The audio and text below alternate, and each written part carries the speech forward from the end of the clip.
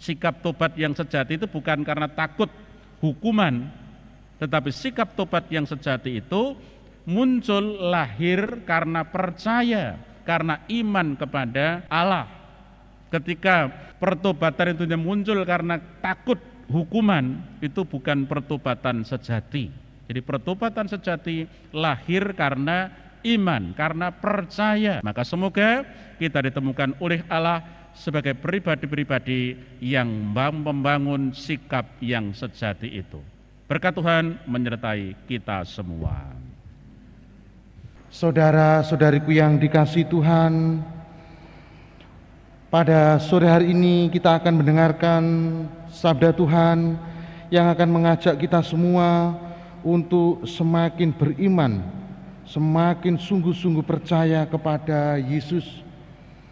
Kita harus menaruh kepercayaan kepada Yesus Sang Putra Allah, sebab hidup kita seperti orang Israel yang banyak kali kita tidak percaya kepada Allah, bahkan tak jarang disertai dengan bersungut-sungut atas kehidupan ini.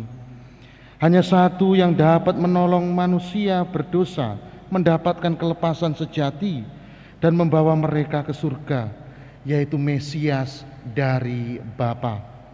Maka masa pertobatan ini kita harus mempersiapkan diri dengan menengadah kepada Yesus yang tersalib karena keberdosaan kita.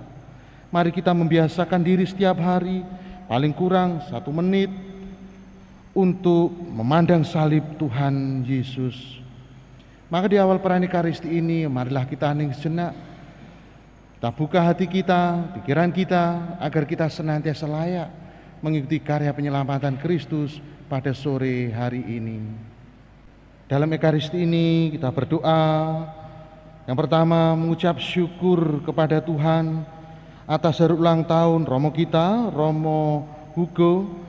Semoga Tuhan selalu memberikan rahmat kesehatan, berkat melimpah, serta kegembiraan di dalam tugas dan karya penggembalaan, khususnya dalam menggembalakan umat-Mu di paroki Situbondo ini.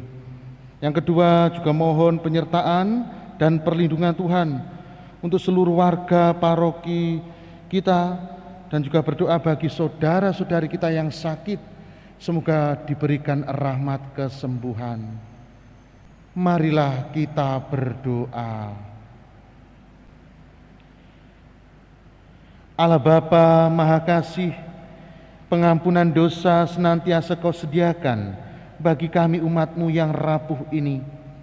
Bukalah hati kami agar selalu mengusahakan hidup suci dan pertobatan yang tulus. Dengan pengantaran Yesus Kristus Putra-Mu Tuhan kami, yang bersama dengan Dikau dalam persatuan Roh Kudus, hidup dan berkuasa Allah sepanjang segala masa. Amin. Saudari-saudara yang terkasih dalam Tuhan, kita berada dalam minggu kelima, minggu sengsara. Intinya kita diajak untuk mendalami, memahami misteri salib Kristus. Kita manusia diciptakan dari 2 unsur, yakni materi, jasmani.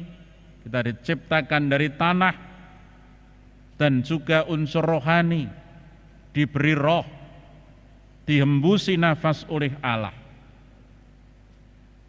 Akan tetapi dalam pertumbuhannya, ciptaan Allah ini tidak tumbuh dan berkembang secara seimbang. Unsur materi lebih dominan daripada unsur rohani. Bahkan unsur yang materi itu menguasainya dan juga menyeretnya untuk jatuh ke dalam dosa. Dan kita semua tahu hakikat dosa adalah memisahkan manusia dari Allah, sebagaimana terjadi dalam diri Adam dan Hawa. Lihat saja dalam kitab Kejadian, reaksi pertama Adam dan Hawa ketika berbuat dosa adalah menyembunyikan diri dari Allah. Ketika mereka jatuh dalam dosa, reaksi pertama yang mereka lakukan adalah menyembunyikan diri dari Allah. Tetapi yang luar biasa, Allah tetap mengasihi mereka dan menyelamatkan mereka. Jadi Allah tidak membenci mereka, tapi Allah tetap mengasihi dan menyelamatkan mereka. Tapi meskipun telah diselamatkan oleh Allah, kecenderungan untuk dikuasai unsur materi tetap dominan, sebagaimana diwartakan kepada kita hari ini, yakni bangsa Israel yang berjalan menuju tanah terjanji. Ketika mereka berada dalam kesulitan, maka mulai memberontak kepada Musa. Mereka kembali bernostalgia, lebih baik menjadi budak di Mesir, tapi kenyang, bisa makan daging, daripada di padang gurun tidak ada apa-apa. Jadi mereka memberontak kepada Musa, mengeluh kepada Musa, kamu membawa kami untuk mati di sini.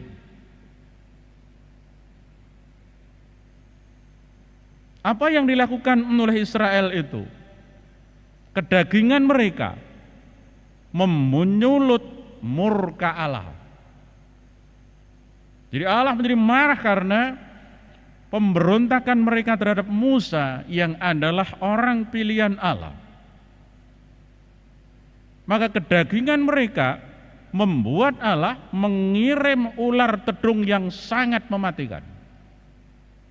Digambarkan ular itu bukan hanya menggigit, tapi bisa terbang, dan ketika menggigit pasti mati. Nah, dalam keadaan semacam itu, baru mereka mulai bertobat lagi. Yang menarik juga, ketika Israel bertobat, maka Allah juga menyelamatkan. Mereka diselamatkan melalui ular tembaga yang ditinggikan oleh Musa. Allah meminta kepada Musa supaya membuat ular tembaga dan meninggikannya di atas tiang. Siapa yang melihatnya menjadi sembuh. Siapa yang melihatnya tidak mati. Siapa yang melihatnya menjadi dihidupkan kembali, tidak celaka. Mereka diselamatkan. Sungguh sangat menarik untuk kita renungkan di sana. Nah, tindakan Musa meninggikan ular tembaga itu merupakan prototipe dari salib Kristus. Sebagaimana ditegaskan dalam Injil tadi, apabila kamu telah meninggikan anak manusia, barulah kamu tahu bahwa akulah Dia. Maka dari warta yang disampaikan kepada kita sore hari ini, kiranya kita bisa mengambil beberapa hal untuk kita renungkan lebih lanjut. Yang pertama, kiranya kita tidak lebih baik dari Adam Hawa maupun juga bangsa Israel. Kita pun bisa terperangkap dalam hal-hal yang materi. Orang begitu sibuk mencari yang materi, bahkan sampai melupakan sumbernya. Orang bisa kerja lembur siang malam, tetapi tidak ada orang yang lembur sembahyang berdoa, itu tidak ada. Ya, orang rela lembur kerja dari pagi sampai pagi lagi, tapi tidak ada orang lembur sembahyang, itu tidak ada. Ya, kembali orang mencari yang materi, melupakan sumbernya. Ya, merupakan sumbernya. Bahkan katakanlah, saya bekerja untuk keluarga, tapi waktu untuk keluarga tidak ada. Itu lucu sekali kan? Terbalik-balik tidak karu-karuan itu. Jadi katanya bekerja untuk keluarga, tetapi waktu untuk keluarga tidak ada. Waktu untuk anaknya tidak ada. Ketika anaknya tanya malah dimarahi. Gitu. Kipi terus yang karepe. Jadi kacau semua itu. Jadi unsur materi begitu mendominasi. Saya melupakan sekali lagi yang sumbernya, yang rohani. Maka di masa Prapaskah kita diajak untuk memahami makna pantang puasa, memahami makna mati raga, raganya dimatikan. Dengan landasan sabda, manusia hidup bukan dari roti saja, tetapi dari setiap firman yang keluar dari mulut Allah. Hanya sayangnya, sabda dan juga ekaristi belum menjadi landasan, belum menjadi dasar bagi setiap orang Katolik.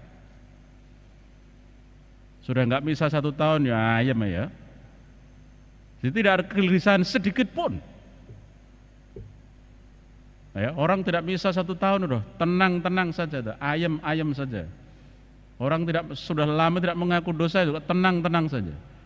Jadi sabda ekaristi belum menjadi dasar, menjadi landasan kebanyakan orang Katolik. Yang kedua, bila umat Israel dengan memandang ular tembaga yang ditinggalkan Musa selamat, maka kita diselamatkan ketika kita memandang, percaya akan Kristus yang tersalib dan juga kebangkitannya. Maka ibadat jalan salib yang kita lakukan setiap hari Jumat selama masa Prapaskah, dan nanti kita puncakkan dalam penghormatan salib pada Jumat Agung, adalah upaya mendalami makna salib dan dayanya. Bahayanya, ibadah jalan salib dan juga penghormatan salib pada Jumat Agung itu hanya sekedar ritual tahunan, tidak membawa pesan apa-apa, tidak mengubah orang sedikit pun. Ketika itu terjadi, kita hanya berlelah-lelah saja. Maka menjadi tantangan bagi kita. Ya. Jadi ibadah jalan salib dan juga penghormatan salib pada Jumat Agung, semoga sungguh-sungguh kita maknai sebagai ungkapan iman. Kita menangkap maknanya dan merasakan daya penyelamatannya. Telah difirmankan dalam kitab suci, jikalau kamu tidak percaya bahwa akulah dia, kamu akan mati dalam dosamu. Jadi menunjukkan kepada kita bahwa pemberontakan atau dosa itu sungguh mematikan.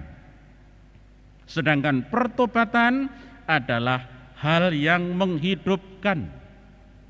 Maka intinya dalam hidup dan kehidupan kita ini, kita diajak untuk membangun sikap tobat yang sejati.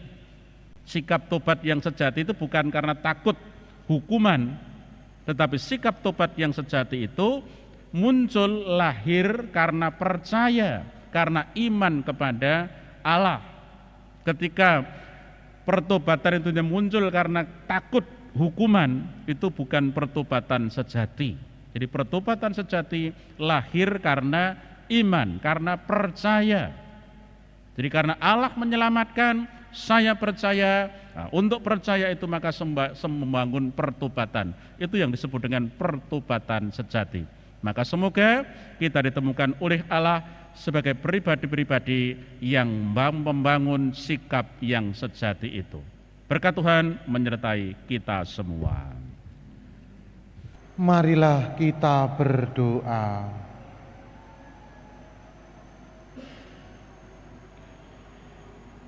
Tuhan Yesus Kristus, Putra Allah Maha Tinggi, kami mengucap syukur atas kerelaan-Mu untuk turun ke dunia dan hadir menjadi santapan kami dalam perjamuan Ekaristi Kudus. Lindungilah dan kuatkanlah kami untuk mewartakan kehadiran-Mu kepada sesama, sampai kami Kau satukan dalam kehidupan abadi bersama-Mu.